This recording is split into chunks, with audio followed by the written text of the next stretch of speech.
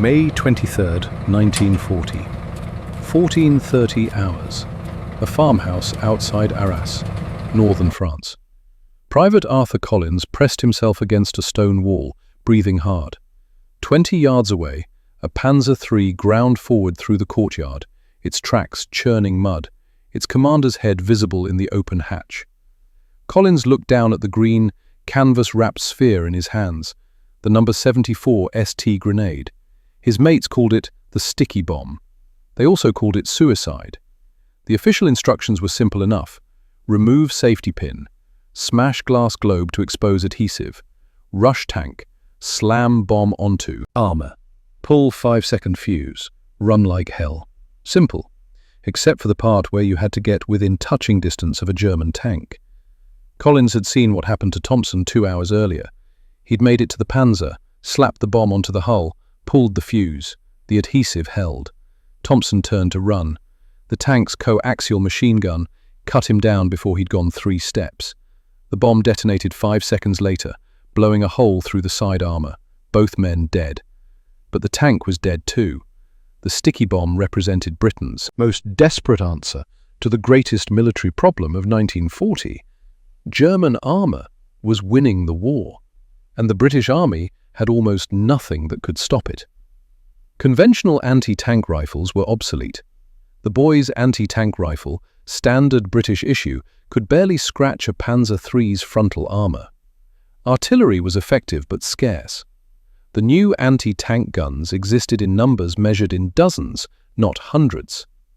British soldiers needed something they could carry, something infantry could use without support, something that could kill a tank. What they got was a bomb filled with nitroglycerine that you had to stick to your enemy by hand. Time equals 900 milliseconds / The sticky bomb emerged from the fevered innovation of Britain's darkest hour. After Dunkirk, the British Army had evacuated 338,000 men, but left behind nearly all their heavy equipment. Most anti-tank guns lay abandoned on French beaches. Invasion seemed imminent. German Panzers had torn through French defences in weeks. If they crossed the Channel, Britain's infantry would face them with rifles and grenades designed for the trenches of 1918. Major Millis Jeffries, working from a converted workshop called MD1, the Ministry of Defence's Experimental Weapons Section, approached the problem from first principles. Tank armour was thickest at the front, thinner on the sides and rear. A shaped charge of 1 pound of nitroglycerine could penetrate 50 millimeters of armour. But delivery was the problem. You couldn't throw a grenade heavy enough to do damage. You'd need impossible accuracy. The grenade would bounce off sloped armour, unless it stuck. Jeffries experimented with adhesives. Early prototypes used sticky tape. Useless. He tried bitumen. Too soft. He tried tar. Too hard. Finally, his team settled on a special adhesive resin contained in a glass sphere surrounding the explosive charge. The whole assembly was wrapped in stockinette fabric. When you smashed the glass against a hard surface, the adhesive spread across the fabric, creating a sticky surface that could bond to metal, concrete, or wood. The result looked like a green canvas ball on a short handle. Weight: 1 pound, 4 ounces. The user would smash the protective glass covering, exposing the adhesive, then press the bomb against the target and pull the pin on the 5-second fuse. In theory, the adhesive would hold the bomb in place long enough for the user to escape before detonation. In theory. British soldiers took one look at the sticky bomb and made their assessment clear. The weapon required you to run toward a tank, an object specifically designed to kill infantry, get close enough to touch it, stick a bomb to its hull, then run away before the machine guns got you or the bomb exploded. The nickname suicide bomb spread through units faster than official distribution. Training officers tried to rebrand it. Hand-placed anti-tank grenade. Didn't help. Soldiers knew the mathematics. To kill a tank, you had to get within 5 feet. A tank's machine guns were effective to 800 yards. You needed to close 795 yards under fire. Touch the tank. Then create 5 yards of separation in 5 seconds. The arithmetic of death. Making matters worse, the sticky bomb had problems. The adhesive sometimes failed to stick. Moisture, dirt, or rust on the tank's hull could prevent bonding. Sometimes the bomb stuck to the user's uniform instead of the tank. In cold weather, the adhesive became brittle. In hot weather, it could spontaneously activate through the thin glass. Soldiers reported bombs detonating in storage. Others stuck to equipment during transport, requiring careful, terrifying removal. One training incident near Dover resulted in 3 casualties when a soldier's bomb adhered to his wool battle dress during a practice charge. Unable to remove it, he pulled the fuse and threw himself into a drainage ditch. The explosion killed him and injured 2 instructors. After that, training emphasized keeping the bomb away from your body at all times. Hold it by the handle. Never press it against yourself. If it sticks to you, don't pull the fuse. The weapon's reputation crystallized. Effective in theory, suicidal in practice. Time equals 1000 milliseconds / Yet something strange happened at Arras in May 1940, and later in North Africa, Italy, and Normandy. The sticky bomb worked. Not every time, not without casualties, but it worked often enough to kill approximately 400 German Panzers over 4 years of war. The British Army learned to use the weapon in specific circumstances. Not in open ground, that was suicide, but in urban combat, in dense bocage hedgerows, in North African wadis where tanks had to slow down, infantry could close the distance. They learned to work in pairs, one man with a Bren gun to suppress the tanks, machine gunner, another with the sticky bomb. They learned to target the engine deck where armor was thinnest. They learned that a sticky bomb against track assemblies could immobilize a tank even if it didn't destroy it.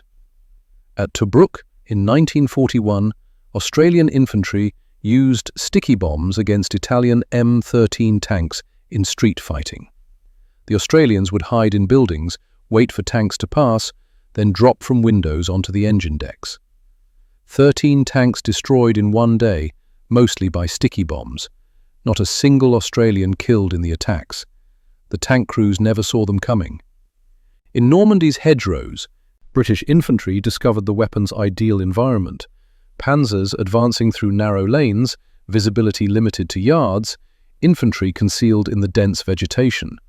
A soldier could wait until the tank was nearly on top of him, emerge from the hedge, slap the bomb onto the side armor, and disappear back into the foliage before the crew reacted. The Germans learned to fear the hedgerows for many reasons. The sticky bomb was one of them.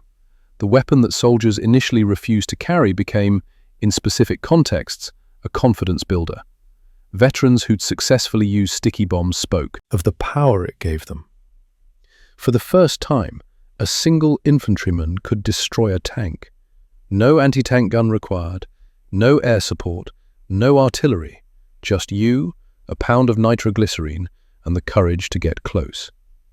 Sergeant William Harris, 3rd Battalion Coldstream Guards, recorded his experience in Sicily, 1943. I'd seen too many mates killed by Panzers, always felt helpless, just hide and hope it passes. But with the sticky bomb, I could fight back, destroyed a Panzer IV outside Catania, walked right up to it while it was, buttoned up, turret facing the other way, stuck it on the engine grill. 5 seconds later, no more Panzer. Best feeling of the war. The sticky bomb's success rate, when properly employed, reached approximately 60%, meaning 6 out of 10 bombs that made contact with enemy armor successfully penetrated and caused significant damage. This compared favorably to anti-tank rifles, below 20% against modern armor, and even to early Piat projectiles, approximately 45% success rate. Production ceased in 1943. By then, better weapons existed. The Piat anti-tank projector gave infantry standoff capability. You could engage tanks from 100 yards instead of touching distance. American bazookas arrived through Lend-Lease. Tank design evolved, making shaped charges less effective. The sticky bomb became obsolete, but its legacy remained. The British Army had created a weapon so desperate, so dangerous to its users, that soldiers called it suicide. Then they used it to destroy 400 enemy tanks.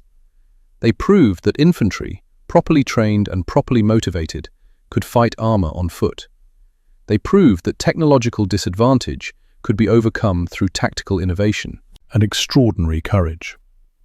Private Arthur Collins survived the war. He used sticky bombs 3 times, all 3 tanks destroyed. He never called it a suicide weapon after Arras. He called it the equalizer. In the calculus of desperate warfare, sometimes the weapon that looks like suicide is simply the weapon that works. The sticky bomb, proof that the distance between desperation and victory is sometimes measured in 5 yards and 5 seconds.